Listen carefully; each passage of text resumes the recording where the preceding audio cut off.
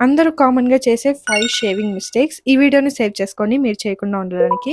Dry skin పైన shaving చేయడం అస్సలు చేయకండి. అలోవెరా జెల్ కానీ ఏదైనా క్లెన్జింగ్ ఆయిల్స్‌ని యూజ్ చేసి ఆ తర్వాత మీరు షేవింగ్ అనేది చేసుకోండి.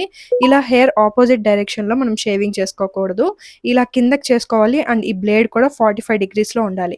ఇలా మనం మెల్లిగా షేవింగ్ చేసుకోవాలి. ఒకటే ప్లేస్‌లో 3 టైమ్స్ మించి షేవింగ్ చేసుకోకండి. అంటే ఆ బ్లేడ్‌ని తీసుకువెళ్ళకండి.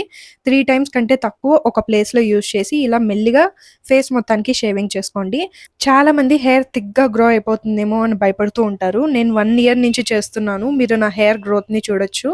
అండ్ పింపుల్స్ ఉన్న చోట అస్సలు బ్లేడ్‌ని పెట్టకండి. పింపుల్స్ మీకు ఇంకా ఎక్కువ అయ్యే ఛాన్సెస్ ఉంటుంది. సో, ఆ ఏరియాని వదిలేసి మిగతా చోట షేవింగ్ చేసుకోండి. ఇలా చేసుకున్న తర్వాత లాస్ట్‌లో మాయిశ్చరైజర్ అప్లై చేసుకోండి. ఫేస్ వాష్ చేసుకున్న తర్వాత అండ్ షేవింగ్ చేసిన వెంటనే మేకప్‌ని అప్లై చేసుకోకండి. 5 ఆర్ 6 అవర్స్ వెయిట్ చేసి ఆ తర్వాత మేకప్‌ని చేసుకోండి. Follow for more.